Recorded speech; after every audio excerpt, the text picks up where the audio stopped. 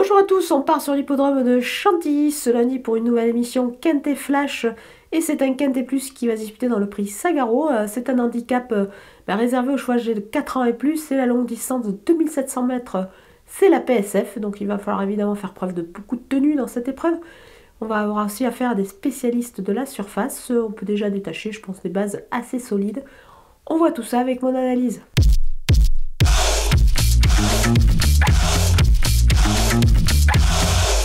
On attaque avec mes bases et le numéro 2, Thirsty. C'est un cheval qui se plaît sur ce genre de distance et compte déjà une 4e place et sur ce parcours précis. Je pense qu'il a largement la pointure d'un tel lot, donc on peut foncer et le retenir très très haut. On peut également le jouer au jeu simple gagnant placé, c'est sur le site theturf.fr. Et justement, The Turf double votre premier dépôt jusqu'à 100 € avec le code promo FlashTurf. Le numéro 7, Recoupe, c'est une rentrée, mais attention, les élèves d'André Fabre sont effectivement en grande forme depuis le début de l'année, donc on peut lui faire confiance à ce cheval-là qui a démontré qu'il pouvait être compétitif en 38 de valeur, et qui est également efficace sur la distance. Le numéro 1, Monsieur Xo, il est confirmé sur ce parcours, ce cheval, il reste sur de belles sorties dans des courses à condition. En 41,5 de valeur, je pense qu'il est largement compétitif, donc on le retient également très très haut.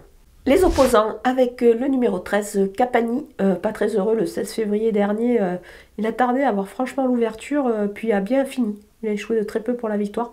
Moi je pense qu'il est compétitif dans ce lot. Le numéro 6, Idéal King, il a regagné beaucoup de terrain le 20 janvier dernier dans un Quintet Plus à Deauville, terminé plaisamment à la 4e place ce jour-là. Moi je pense qu'il a sa chance ici.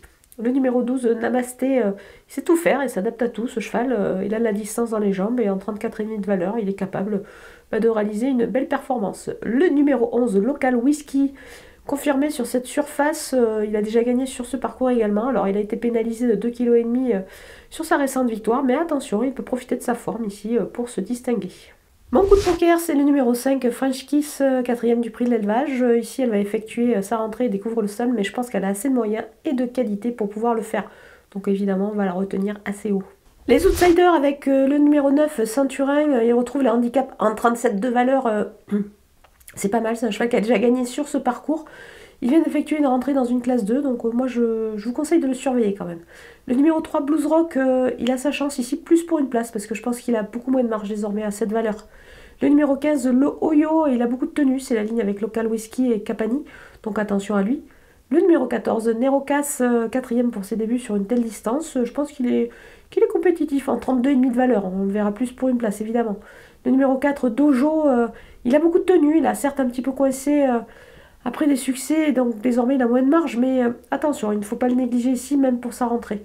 Le numéro 8, My Charming Prince, revenir sur le plus long peut l'aider, pourquoi pas, le cheval est capable sûrement de se distinguer, donc on ne va pas totalement l'écarter. On termine avec les délaissés et le numéro 10, Central Park West. Le cheval, c'est une nouvelle recrue pour son nouvel entraîneur. C'est un cheval qui a surtout couru dans des réclamés des distances un petit peu plus réduites, donc ça fait pas mal d'inconnus pour lui avant le coup, donc c'est pour cette raison que je vais m'en passer. Le numéro 16, Camsio, longtemps absent, il vient de courir à 2 reprises, mais j'ai peur qu'il manque encore un petit peu et il a peut-être pas beaucoup de marge à ce point-là.